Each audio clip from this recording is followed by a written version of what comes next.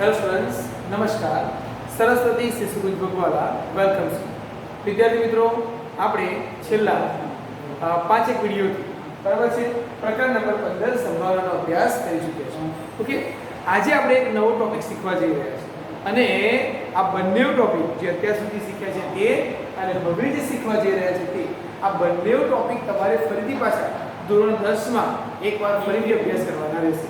એટલે વિદ્યાર્થી મિત્રો, આ ટોપિક જો તમે અત્યારે ધ્યાનપૂર્વક સમજી લો છો તો તમારે 10મા ધોરણમાં પણ એનો ઉપયોગ સાબિત થઈ શકશે. ઓકે, તો ટોપિક છે પરિણામ આધારિત સંભાવના. પરિણામ આધારિત સંભાવના.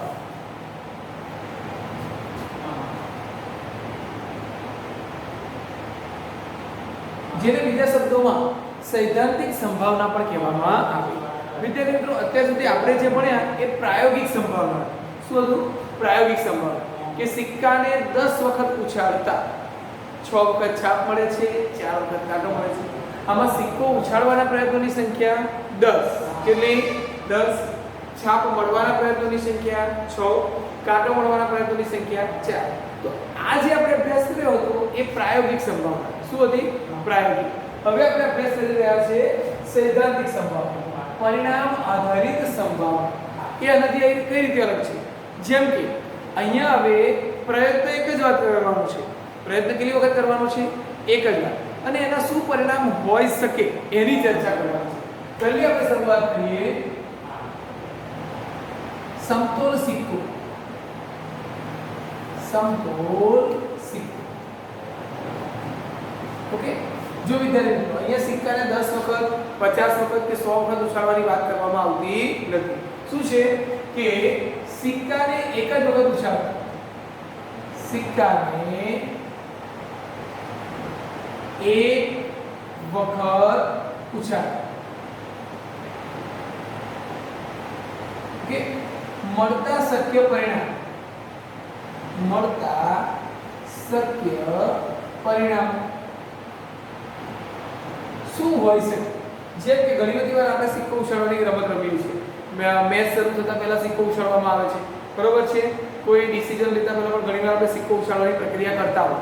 તો સિક્કો આપણે એકવાર ઉછાળીએ છીએ, એક જ વખત, એટલે એક જ વખત પ્રયત્ન કરીએ છીએ. તો આપણે નીચે જ્યારે સિક્કો પડે તેનું પરિણામ શું હોઈ શકે? તો એવું હોઈ શકે કે સિક્કા ઉપર કાતો છાપ આવે. સિક્કા પર શું આવે? છાપ આવે. અથવા છાપ ન આવે તો શું આવે? કાંટો આવે. બરાબર છે? એટલે અહીંયા લખીશું કાતો સિક્કા ઉપર છાપ આવે, કાતો સિક્કા ઉપર કાંટો. બરાબર છે? આ જે નિશાની કરી છે ઓબ્લિક છે. ઓબ્લિક એટલે અથવા. સિક્કા પર કાતો છાપ મળે, કાતો કાંટો. આને આપણે તો સંજ્ઞામાં લખો તો આવું લખી શકાય. છાપ એટલે કે હેડ H અને કાંટો એટલે T. બરાબર છે? તો સિક્કાને એક વખત ઉછાળવામાં આવે તો સિક્કા પર કાતો છાપ મળે અથવા તો શું મળે? કાંટો. હવે આપણને પૂછવામાં આવે કે દરેક ઘટનાની સંભાવના શું? એ પણ આપણે અહીંયા લખી, પહેલા લખી મળતા શક્ય પરિણામો કયા? H અથવા P. ઓકે, કુલ પરિણામો કેટલા થાય? કુલ પરિણામ ઇઝ ઇક્વલ ટુ સિક્કો એકવાર ઉછાળતા આપણને 2 પરિણામ મળે. કાતો છાપ મળે, કાતો કાંટો. પરિણામ કેટલા? 2. બરાબર છે? એટલે કુલ પરિણામ કેટલા થયા? 2. હવે આના પ્રશ્ન પ્રમાણે હોઈ શકે. નંબર 1 શું લખીએ અહીંયા? છાપ મળવાની સંભાવના.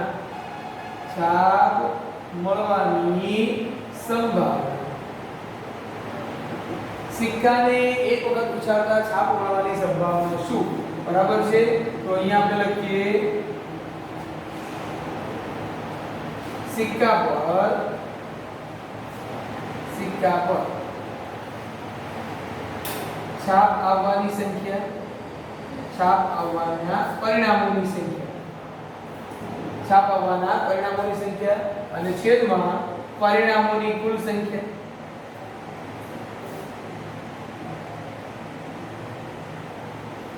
આગળ સૂત્ર શું લખતા હતા પ્રાયોગિકમાં? પ્રયત્નોની સંખ્યા અને છેદમાં પ્રયત્નોની કુલ સંખ્યા. હવે શું લખાશે? સિક્કા પર છાપ આવવાના પરિણામની સંખ્યા અને છેદમાં પ્રયત્નની જગ્યાએ શું લખેલું છે? પરિણામોની કુલ સંખ્યા ઇઝ ઇક્વલ ટુ આપણી પાસે કુલ 2 પરિણામ છે, છાપ અને કાંટો. 2 પરિણામ છે અને એમાંથી છાપ કેટલી વખત આવે 1 જ. અહીં આપણો જવાબ રહેશે 1/2. કદાચ આ પ્રશ્ન એવો પૂછ્યો હોય કે કાંટો મળવાની સંભાવના, તો આપણે આટલો ફેરફાર કરવાની જરૂર પડે. સિક્કા ઉપર કાંટો એટલે કે ટી આવવાના પરિણામોની સંખ્યા છેદમાં પરિણામોની કુલ સંખ્યા. તો કુલ પરિણામ કેટલા આપણી પાસે 2, બરાબર. અને સિક્કા ઉપર ટી મળે એવું કેટલી વાર બને છે? બે પરિણામમાંથી ટી કેટલી વાર છે? 1 જ વાર. અહીંયા લખીએ 1/2. જો આનો ભાગાકાર કરીએ તો દશાંશ ચિહ્નમાં આપણને જવાબ મળે 0.5. કેટલો જવાબ મળે છે? 0.5. સમજ પડે? પ્રશ્ન ઘણી વાર બદલવામાં પણ આવે. જેમ કે કાંટો મળવાની સંભાવના પૂછ્યું છે તો આ ક્યારેક એવું લખવામાં આવે કે કાંટો ન મળવાની સંભાવના. વિદ્યાર્થી વિચાર કરવો કે જો સિક્કો ઉછાળતા સિક્કા પર કાંટો ન મળે, એનો અર્થ શું થયો? કાંટો ન મળે એનો મતલબ એના ઉપર શું મળે? છાપ મળે. તો પાછો જવાબ એનો એ થયો કે છાપ આવવાની સંભાવના બરાબર સિક્કા ઉપર h આવવાના પરિણામોની સંખ્યા, પરિણામોની કુલ સંખ્યા 1/2 બરાબર 0.5 લઈ શકાય. ચલો, એ જ રીતે વિદ્યાર્થી બીજો આપણે પરિણામ આધારિત સંભાવના ભણીએ સમતોલ પાસા માટે. બરાબર છે? સમતોલ પાસો ડાયસ જે આપણે સાપસીડી રમવા માટે કે અન્ય કોઈ રમતમાં તેનો ઉપયોગ કરતા હશે. બરાબર છે? સમતોલ પાસો કે જે 6 સપાટી ધરાવે છે. કેટલી સપાટી? 6 સપાટી ધરાવે. અને પ્રત્યેક સપાટી પર બરાબર છે અંક લખેલા હોય છે 1 2 3 4 5 કે 6. અને ક્યારેક અંક ન લખેલા હોય તો એ અંક જેટલા ટપકા કરેલા હોય છે. બરાબર છે? હવે આપણે અહીંયા લઈએ ટોપિક સમજીએ કે સમતોલ પાસાને એક વખત ઉછાળ. સમતોલ પાસાને એક વખત ઉછાળતા. બરાબર છે? સમતોલ પાસાને એક વખત ઉછાળતા પ્રક્રિયા એક જ વાર કરવાની છે. તો સમતોલ પાસાના ઉપરની બાજુ ઉપર જે અંક આવે છે એ જ આપણે ગણીએ છીએ ને. બરાબર છે? તો સમતોલ પાસા પર બરાબર છે કયા કયા પરિણામો મળી શકે? મળતા શક્ય પરિણામ. ઓકે, સમતોલ પાસો જો એક વખત ઉછાળવામાં આવે તો એવું હોઈ શકે કે પાસા પરનો અંક 1 હોય. કેટલા આવે અહીંયા? 1 2 3 4 5 કે 6. આમાંથી કોઈ એક પરિણામ આપણને મળે. જેમ કે અત્યારે હું લખું અહીંયા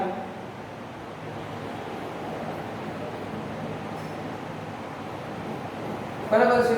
કેટલા ટપકા છે? 5. એનો મતલબ કે સમતોલ પાસાને એક વખત ઉછાળતા પાસા ઉપર 5 આવે છે. બીજી વખત કદાચ ઉછાળો તો કદાચ 4 પણ આવે, 6 પણ આવે, 3 પણ આવે, 2 પણ આવે, ગમે તે આવે. પરંતુ આ પરિણામો 1 થી 6 માં જ હશે. કેટલા હશે? 1 થી 6 માં. ક્યારે તમે એવું વિચારી શકો છો તો તમને એવું લાગ્યું છે કે પાસો ઉછાળતા આપણને પાસા પરનો અંક 6 થી વધુ મળ્યો હોય?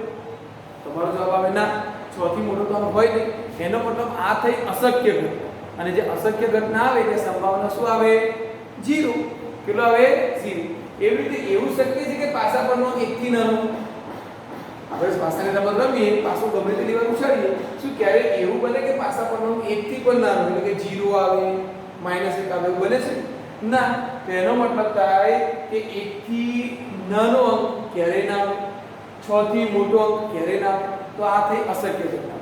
ઓકે, તો વાત પોઈન્ટ પર પાછા આવીએ કે સમતોલ પાસાને જો એક વખત ઉછાળવામાં આવે તો પાસા પરનો અંક 1 હોઈ શકે, અથવા 2 હોય, અથવા 3, અથવા 4, અથવા 5, અથવા 6 હોઈ શકે. આમાંથી કોઈ એક પરિણામ આપણને મળે. ક્લિયર? ઓકે. હવે અહીંયા લખીએ પરિણામોની કુલ સંખ્યા. પરિણામોની કુલ સંખ્યા. સમતોલ પાસા ઉછાળતા શક્ય કેટલા પરિણામો મળી શકે છે? તો આપણને શક્ય 6 પરિણામો મળે. બરાબર છે? અને જ્યારે પાસો ઉછાળીએ તો 6 માંથી કોઈ એક પરિણામ આપણી પાસે ઉદ્ભવતું હોય. ઓકે, હવે પ્રશ્નો કેવા બને છે? તો એના માટે તમને 1 થી 6 નું સંખ્યા જ્ઞાન આવવું જોઈએ. બરાબર? પહેલું કે પાસો ઉછાળતા 3 કેટલી વાર આવે? તો 3 માત્ર એક જ વખત આવે છે. પાસા પરનો અંક 5 હોય તો 5 કેટલી વાર આવે? એ પણ એક વાર છે. પાસા પરનો અંક 1 હોય એ પણ એક વાર છે. ટૂંકમાં 1 2 3 4 5 6 દરેક અંક માત્ર એક જ વખત આવે છે. ઓકે, ત્યાર પછી પ્રશ્નમાં એવું પૂછ્યું કે પાસા પરનો અંક 4 થી મોટો હોય. પાસા પરનો કેવો હોય? 4 થી મોટો. તો 4 થી મોટું એટલે કયા પરિણામ ચાલે? 5 અને 6 બંને ચાલે. તો કેટલા પરિણામ થયા? 2. 4 થી નાનો અંક હોય તો 4 થી નાનો એટલે તમે કયા કયા અંક સ્વીકારી શકો છો? 3 2 1. એટલે કેટલા પરિણામ થયા? 3. ઓકે. આવી રીતે પ્રશ્નમાં હોઈ શકે કે પાસા પરનો અંક બેકી હોય. પાસા પરનો અંક બેકી હોય તો આપણે બેકી પરિણામ કયા કયા લઈ શકાય? તો આપણે તમે પાસા પર 2 આવે તો પણ બેકી કહેવાય, 4 આવે તો પણ બેકી કહેવાય, 6 આવે તો પણ બેકી જ કહેવાય. કેટલા પરિણામ થયા? 3. એવી રીતે પાસા પરનો અંક અયુગ્મ એટલે એકી હોય એવું કેટલી વાર બને છે? 1 3 5. તો આવી રીતે ઘણા પ્રશ્નો આમાંથી ઉદ્ભવે છે. એમાંથી કેટલાક પ્રશ્નો વિદ્યાર્થી મિત્રો આપણે અહીંયા જોઈ લઈએ છીએ. બરાબર છે? ચાલો પહેલો પ્રશ્ન લઈએ કે પાસા પરનો અંક એને આપણે ઘટના ધારીને લખીએ. બરાબર છે? ઘટના A પાસા પરનો અંક 4. પાસા પરનો અંક કેટલો હોય? 4 હોય. બરાબર છે?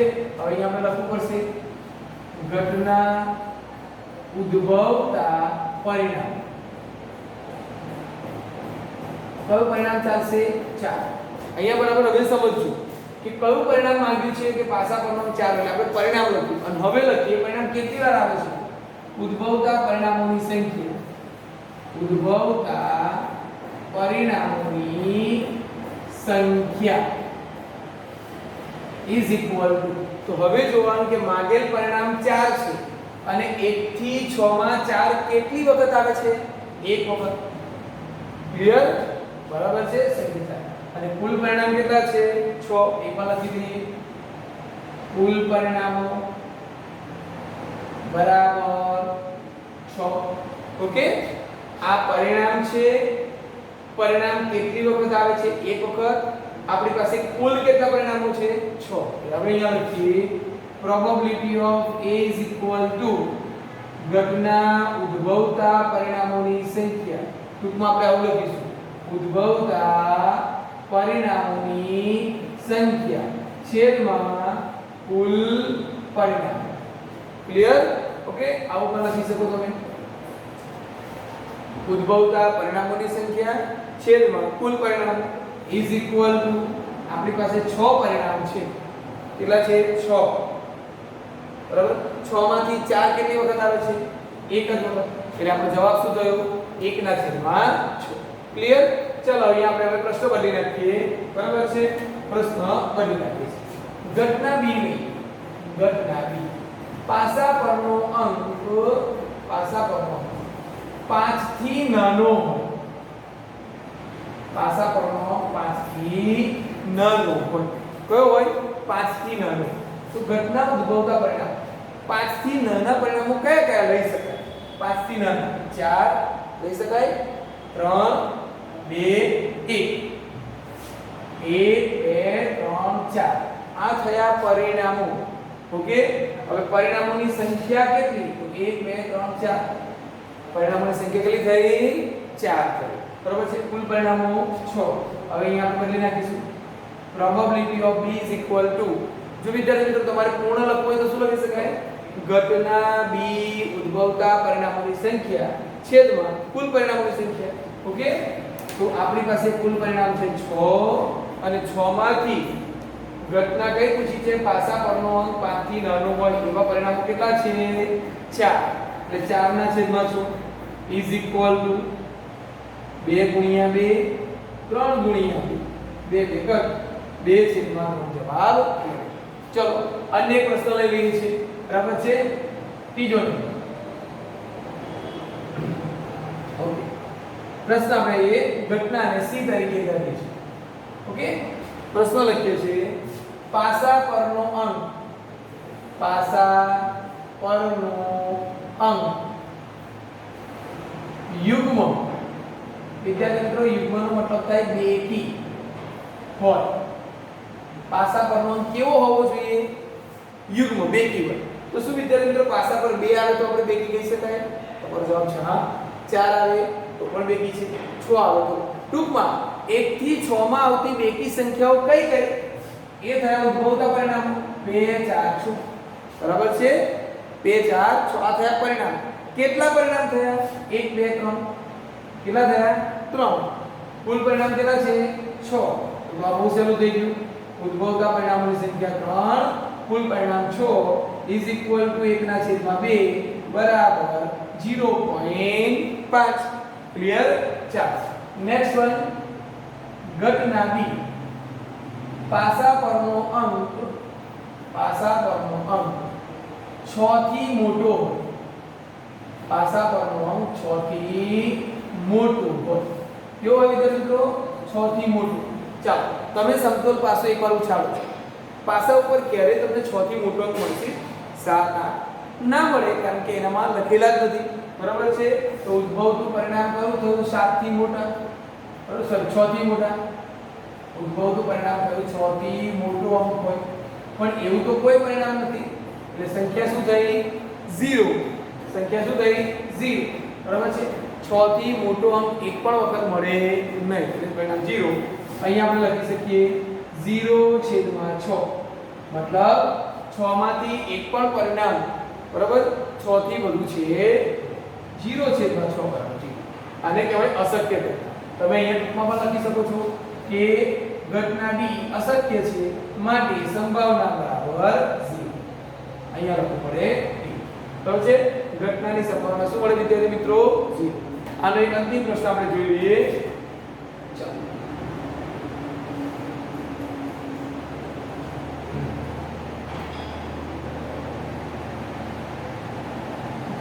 પાસા પરનો અંક 6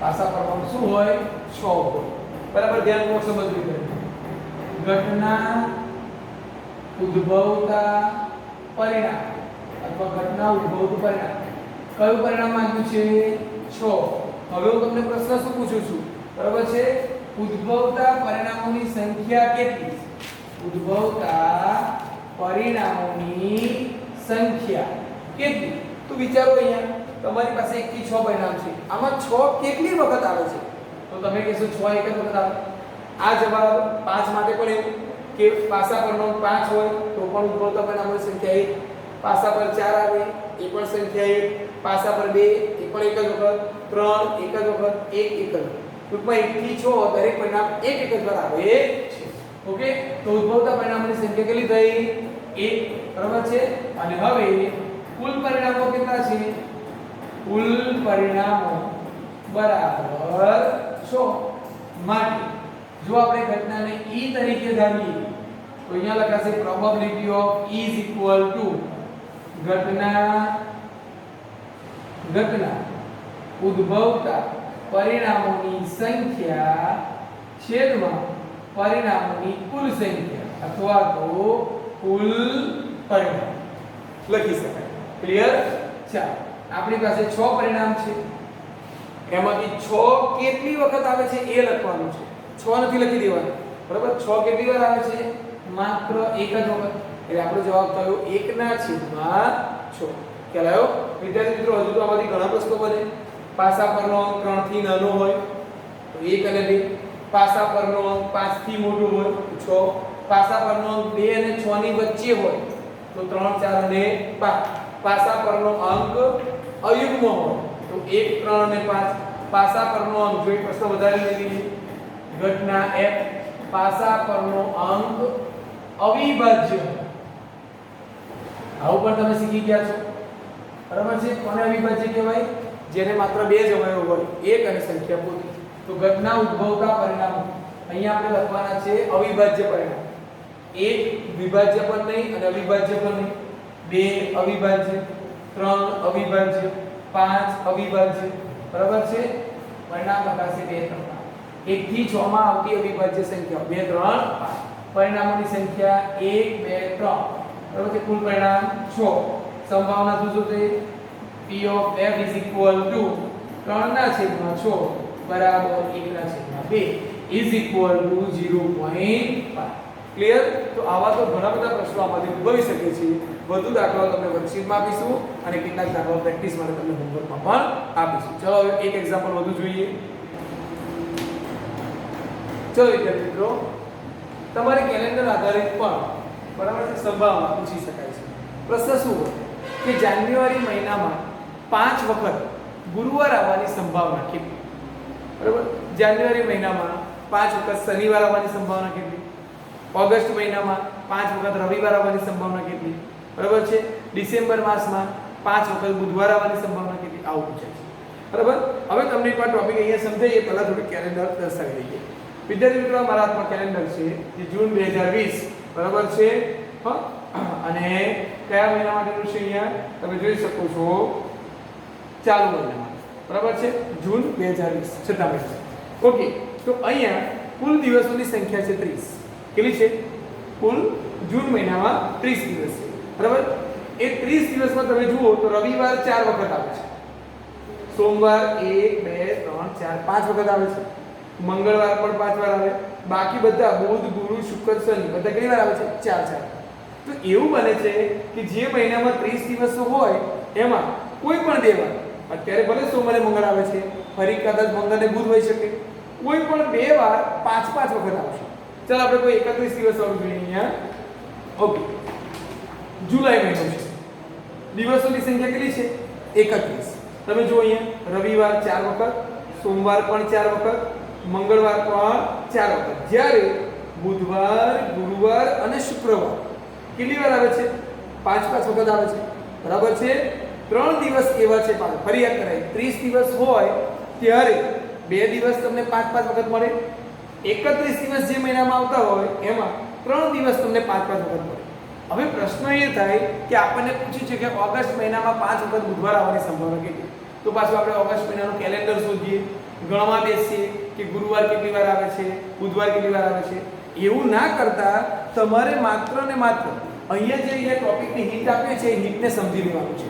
ઓકે, જો વિદ્યાર્થીઓ અહીંયા તમે યાદ રાખો કે જે મહિનામાં 30 દિવસો બરાબર છે, દિવસોની સંખ્યા જે મહિનામાં 31 દિવસો, કેટલા? 31. ટોટલ 12 માસમાંથી 7 માસ એવા છે કે જેમાં 31 દિવસ આવે. બરાબર છે. જાન્યુઆરી મહિનો છે. ઓકે, અહીંયા લખેલું આપણે. ચાલો, દિવસોની સંખ્યા 31. ચોથો, છઠ્ઠો, નવમો અને 11.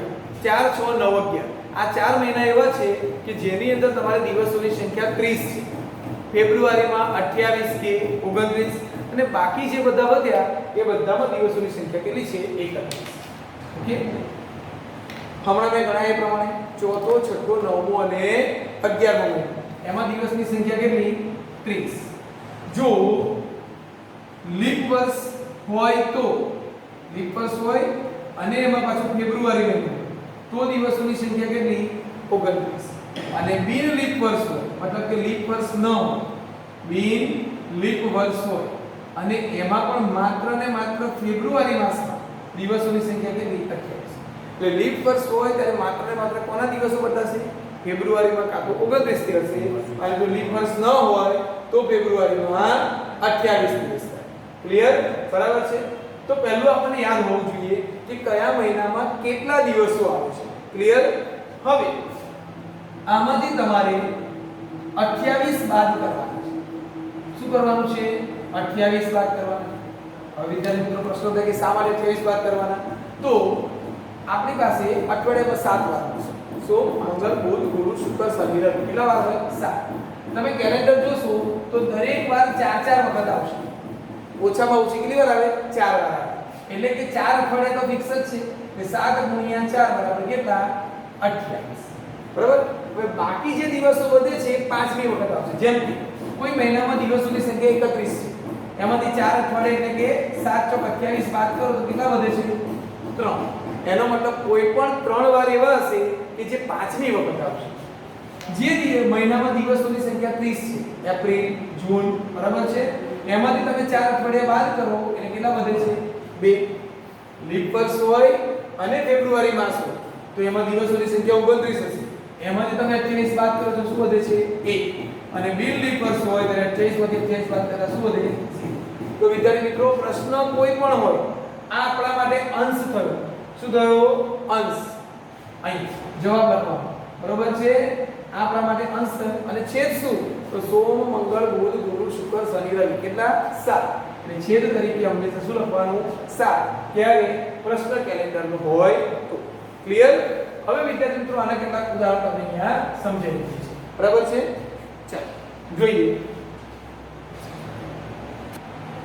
જો વિદ્યાર્થી મિત્રો આના એક્ઝામ્પલ છે અત્યારે મેં પૂછ્યું છે નવેમ્બર આના સિવાય કોઈ પણ મહિનો પૂછી શકે નવેમ્બર મહિનામાં 5 વખત રવિવાર આને ધ્યાન પર તો એટલું બધું લેવાનું નથી કે ભાઈ રવિવારે પૂછી દે આપણે રવિવારને ધ્યાન આપીએ ના આપણે દિવસોની સંખ્યા ધ્યાન પર લેવાની છે કોના દિવસોની સંખ્યા જે મહિના માટે પૂછ્યું હોય તે બરાબર છે નવેમ્બર મહિનામાં 5 વખત રવિવાર હોવાની સંભાવના તો યાદ કરો નવેમ્બર મહિનો એટલે બરાબર છે જાન્યુઆરી ફેબ્રુઆરી માર્ચ એપ્રિલ મે જૂન જુલાઈ ઓગસ્ટ સપ્ટેમ્બર ઓક્ટોબર નવેમ્બર કદાચ તમને અગાઉના ધોરણમાં આ રીતે દિવસોની સંખ્યા બરાબર છે ગણવાનું પણ શીખવાડ્યું છે ટેકરો 31 ખાડો 30 આ પ્રમાણે કંઈક શીખવાડ્યું છે તો ટૂંકમાં નવેમ્બર મહિનામાં દિવસોની સંખ્યા હોય 30 ક્લિયર વિદ્યાર્થી મિત્રો 30 નવેમ્બર મહિનાના દિવસોની સંખ્યા 30 એમાંથી 4 અઠવાડિયા બાદ કરે 28 બાદ થયા શું વધ્યું 2 એટલે 2 દિવસ એવા હોય છે પાંચમી વખત આવે આ જે વધે છે 28 બાદ કરતા એ તમારે અંશમાં લખવાનું 2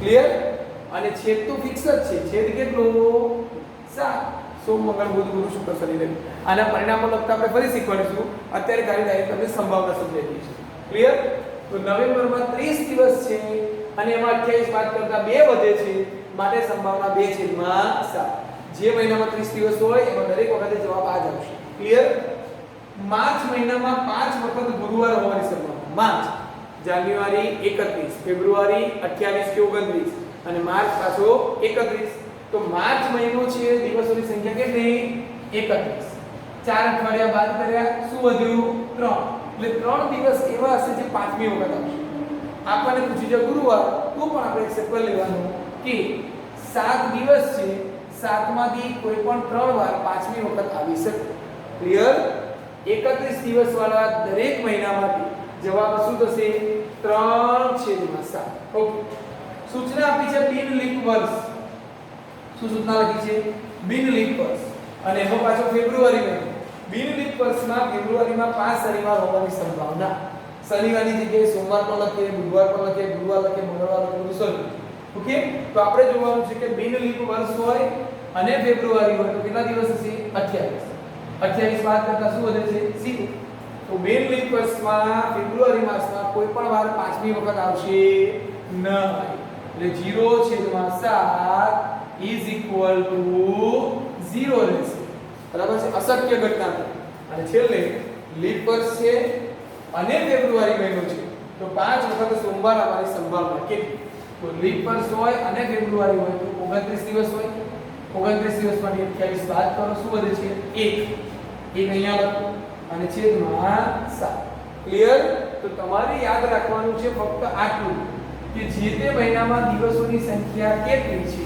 એમાંથી 28 બાદ કરો જે વધે એ અંશમાં લખો અને છેદ તરીકે 7 લખવાના રહેશે બરાબર છે વિદ્યાર્થી મિત્રો તો આ થયા પરિણામ આધારિત સંભાવના આના થોડાક દાખલાઓ તમને વર્કશીટમાં પણ સમજાવીશું અને પ્રેક્ટિસ માટે તમને હોમવર્ક આપવામાં આવે એ તમારે વર્કશીટના દાખલા પણ લખવાના છે અને પછી હોમવર્કના દાખલા બંને તમારે રેગ્યુલર નોટબુકમાં લખવાના છે અને જ્યારે તમે પીડીએફ સેન્ડ કરો ત્યારે માત્ર હોમવર્કની પીડીએફ સેન્ડ કરવાની રહેશે ક્લિયર ચલો વિદ્યાર્થી મિત્રો વધુ એક્ઝામ્પલ સાથે નેક્સ્ટ વિડીયોમાં મળીશું